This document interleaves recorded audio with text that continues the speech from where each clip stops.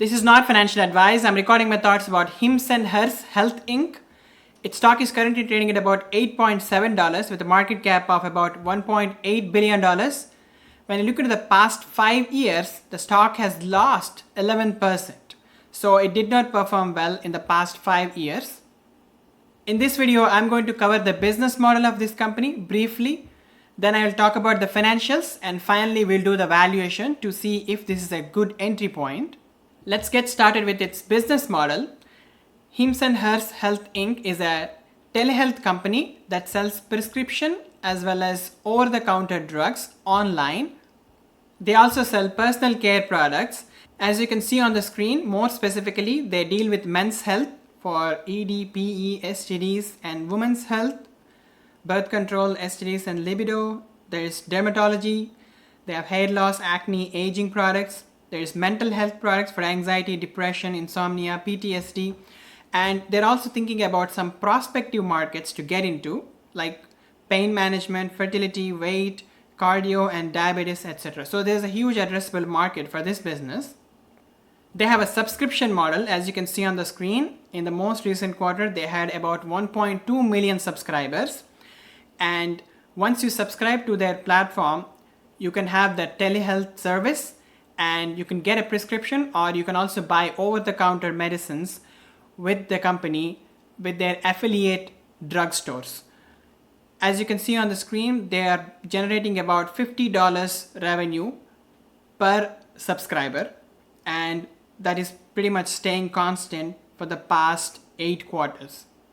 Based on this business model, I can see that they have absolutely no moat. Anybody can replicate this business. In addition, I also note that they're dealing with conditions that are non-life threatening mostly, that are not covered by regular insurance. Now let's look at some numbers. At $8.65 stock price, they have a market cap of about $1.8 billion. For the past 12 months, their revenue was about $616 million. That's a price to sales of 3, which is not bad. Currently, there is no PE, which means that they're not making any profit. The forward PE is about 120, which is very expensive for this kind of company. Let's have a look at their outlook. They're saying for the financial year of 2023, they can make anywhere between $810 to $830 million of revenue, which represents 54 to 58% growth year on year, which is very impressive. But for the same year, they're saying they can get an adjusted EBITDA of $25 to $30 million, which is not so impressive. So it tells me that they're nowhere near profitability, because this is an adjusted EBITDA metric, which does not include the stock-based compensation, depreciation, amortization, or the income tax, etc. But in addition to the outlook for financial year of 2023, they're also giving outlook for 2025, in which they're saying they can get a revenue of at least $1.2 billion plus. If you recall, they said they can get to $800 million of revenue this year, which represented about 54% year-on-year growth, right? But they're saying 1.2 billion plus in next 2 years. So that only represents about 25% year-on-year growth, which is not so impressive. It seems they are predicting that there will be some deceleration in the revenue growth, and that is okay, because as the company gets bigger and bigger, the revenue growth would be smaller. It's hard to grow. But what concerns me is that they're still guiding for an adjusted EBITDA of $100 million plus, which suggests to me that they will not be profitable on an actual net income basis even in 2025. While the revenue figure of $1.2 billion is very exciting, I'm very concerned about the adjusted EBITDA number, which raises questions about their profitability. And that's why I'm going to take a deeper look into their financials to see where they're spending this money, whether they can get to good profitability in the future or not. Let me now show you a screenshot which shows how they are getting this adjusted EBITDA number from the net loss, which is an actual metric. Net loss is an actual metric. As you can see on the screen, in Q4 of 2022, let's see Q4 of 2022, they made a loss of $10.9 million off of a revenue of $167.2 million. So for this negative $10.9 million, they're adding back a stock-based compensation of $12.4 million. Depreciation and amortization of about $2 million is being added, and they're also adding some acquisition related costs of about $1 million. So overall, from negative $10.9 million of net loss, They're showing $3.9 million of adjusted EBITDA, which is positive, but the problem is it is not real profitability. It's an adjusted figure, which doesn't consider the stock-based compensation, income tax, amortization, depreciation, etc. Let's look at their most recent quarter income statement. As you can see on the screen, in the most recent quarter, they made about $190 million of revenue.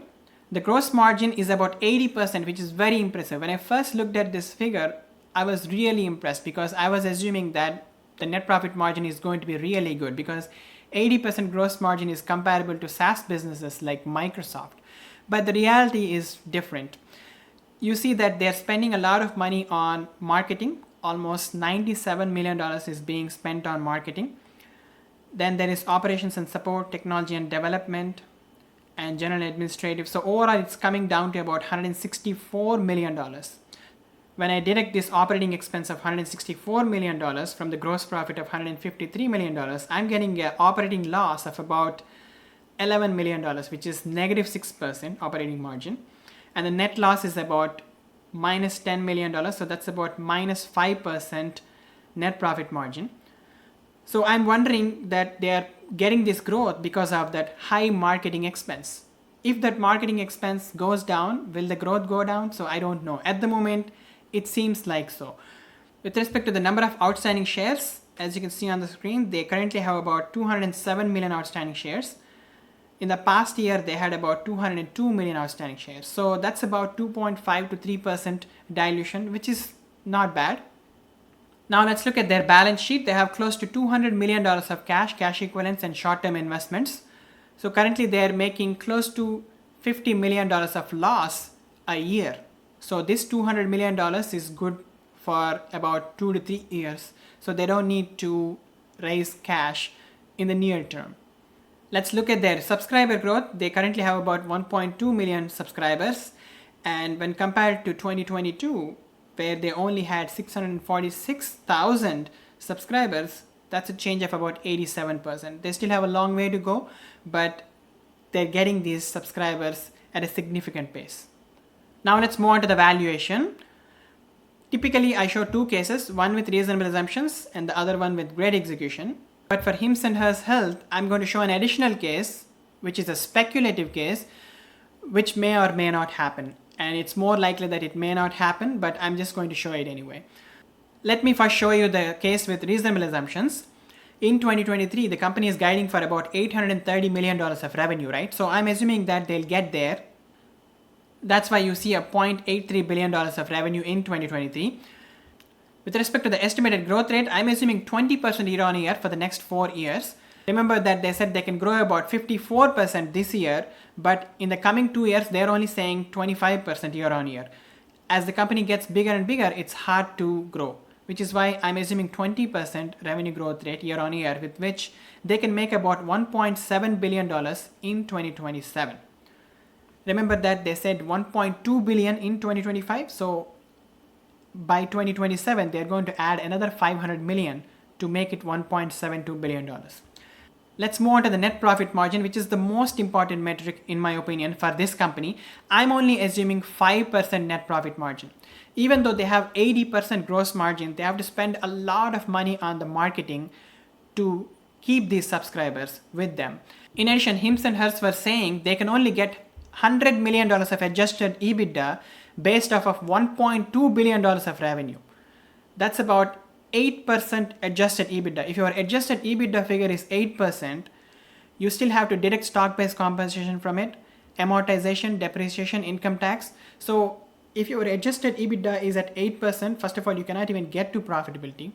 Even if you get to profitability, it will be low single digits. So my assumption of 5% is actually slightly optimistic. So with 5% net profit margin, they can only make about $90 million of net income in 2027.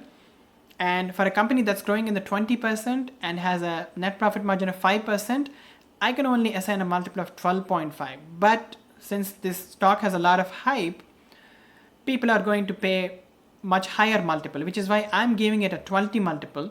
With that, this company would be worth about $1.72 billion in 2027. With respect to the number of outstanding shares, as I have shown you before, they diluted about 3% in the past 1 year to get to 206 million outstanding shares. In the coming years, they will continue to be not profitable and offering stock-based compensation, which is why I assume 2% dilution year on year, with which they will have about 227 million outstanding shares in 2027. When I divide the $1.72 billion of market cap with 227 million outstanding shares, I get a stock price of $8 in 2027. Currently, the stock price is about $9, right? So that's negative 16% gain in 5 years if I invest right now. So this is the case with reasonable assumptions. It seems like a very bad investment when we look into the reasonable assumptions case. So let me show you the case with great execution. In the great execution case, as you can see on the screen, I'm assuming 25% revenue growth rate, with which they will make about $2.03 billion of revenue in 2027. With respect to net profit margin, I'm assuming 10% net profit margin, which I think is difficult to achieve, but it's still possible if they do great execution. This 10% net profit margin assumes that they can reduce the marketing expense and still the subscribers will stick to the platform and not move on to a competitor. So with 10% net profit margin, they can get to about $200 million of net income in 2027.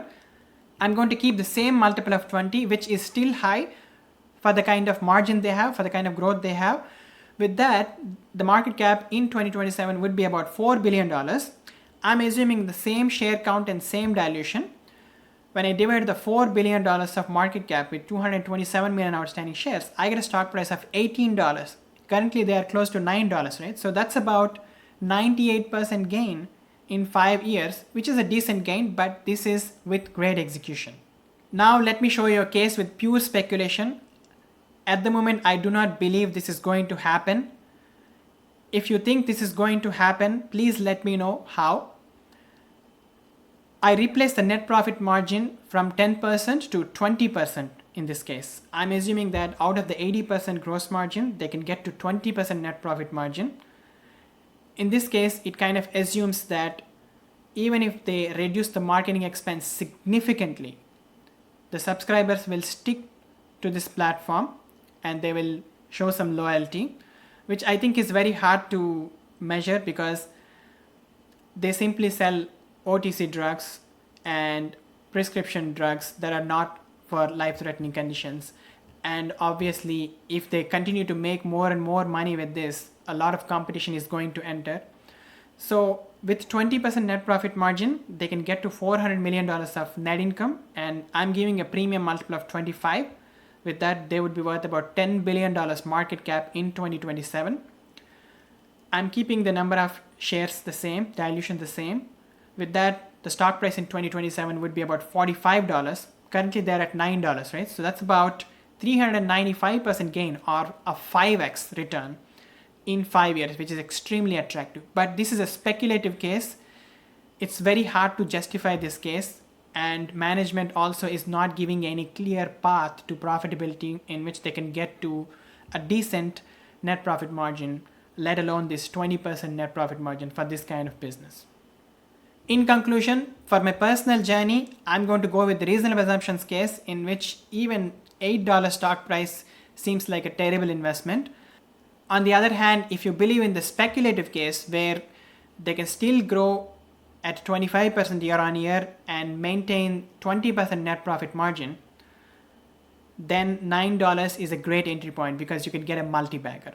But for my personal journey, I will not believe in any speculative cases. I will go with the case with reasonable assumptions, and with that, I see a terrible risk reward, so I'm going to stay away from HIMS and HERS. If it gets to $6 or below, and if management guides to a clear profitability in the coming years, then I will think about starting a position. But at the moment, I'm going to stay far, far away from stocks like this. Let me know your thoughts in the comments. Thank you so much for watching.